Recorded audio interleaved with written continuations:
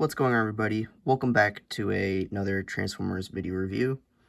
Today we're going to be keeping on theme with the previous Soundwave and Sound Blaster reviews, and we're going to be taking a look at Blaster from Kingdom, who was also re-released under the Legacy banner, but my version is from Kingdom.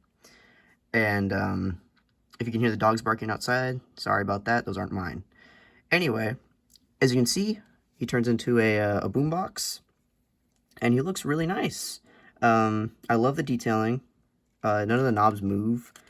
None of the buttons press or anything except this one, but we'll check that out in a second.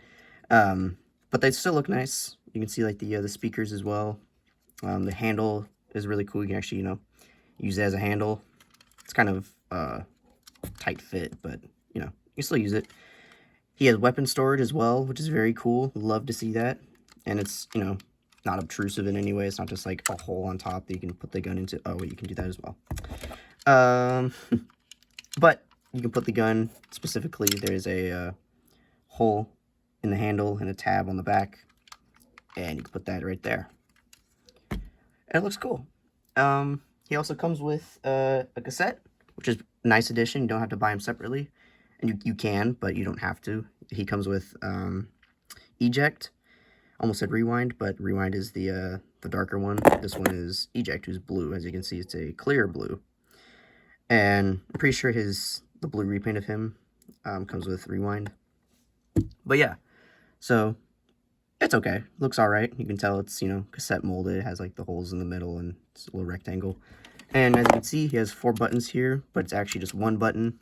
And you can put eject inside. That's cool. I love that.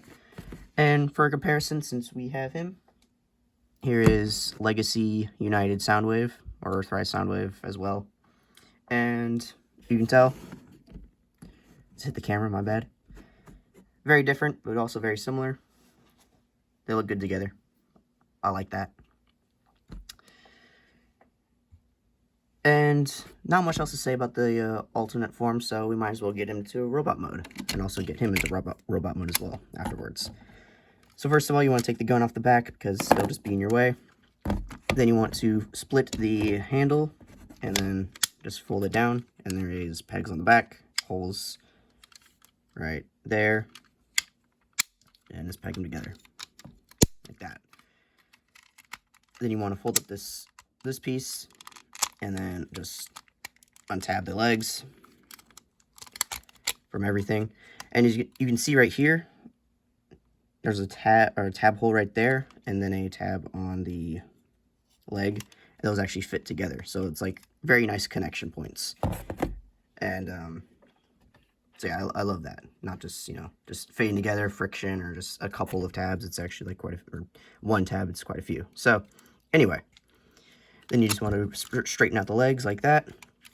Fold back this piece, and then I spun them around for no reason, really. Bring down the feet. It makes it easier if you actually use the ankle pivot, then fold down the foot. Same on the other side. Then you want to push this in. You can keep them either way for vehicle mode or alt mode or robot mode, but this is how it says it on the instruction. I'm pretty sure the box is it's like this in robot mode and that in alt mode. And then you fold these back in so it fills in the gaps. Fold down his butt skirt and then swivel down the waist like that. And then fold down the arms, fold up the hand, and then swivel around. Same on the other side. And then it's kind of close and tall. Open this piece and then fold out his head, which is kind of hard to do for me. Give me a minute.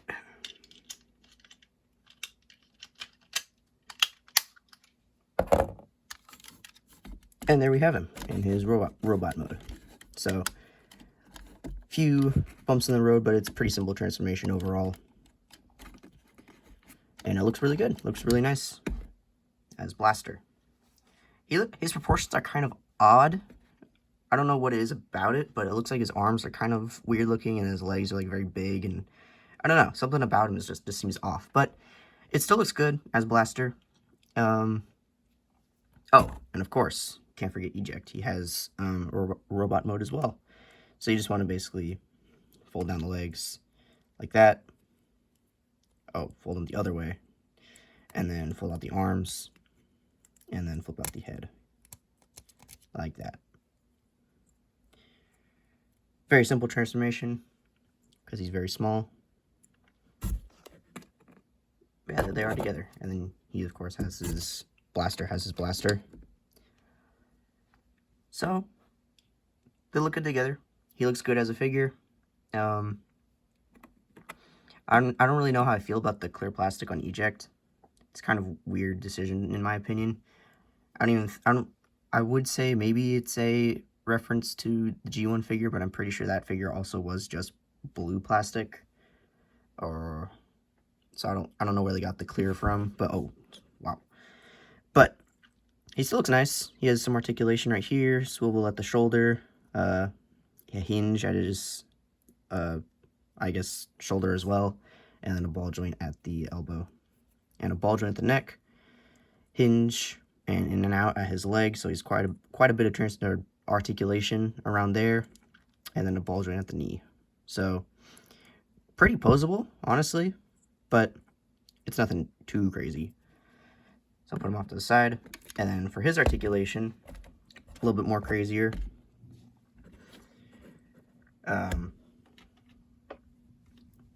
He has a ball joint at the neck, classic, a swivel at the shoulder, and then in and out, a bicep rotation, an elbow bend, a little bit past 90 degrees. Nothing really at the wrist, just the transformation joint that can flip out and go in a little bit for some reason. I don't know why they didn't stop it. Oh, maybe that's why, actually. I'll show you that in a second. He has a waist articulation or waist rotation. The butt flap can move out of the way to give him a little bit more out and up. And then it can go out that far. Then he has a hip rotation. This one's a little bit kind of loose. It's not really loose, but it's a little bit like easier to move. So 90-degree bend at the knee, that's nice. And then an ankle tilt. So you can get him into some poses, which is nice. And then one of his gimmicks, which if they didn't include it, that would be kind of weird, is the opening chest. But he actually has a pointer finger similar to Soundwave and the Sound Blaster, and just those molds that you can he can open it himself, I think. I guess not, but you can pose him to make it look like he's doing it himself, which is cool. That's nice. I like that they add that on like every Soundwave and Blaster figures. They have the ability to do their main thing. I like that a lot. And so for comparison, we're going to get Soundwave transformed, and we'll show him in robot mode as well. And here we have Soundwave next to Blaster as well.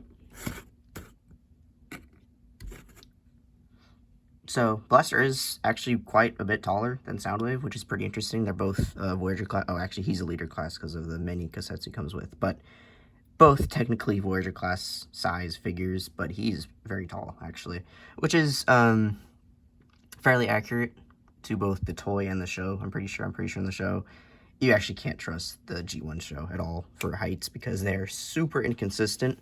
But for the toys, at least, he was pretty short. And he was very tall.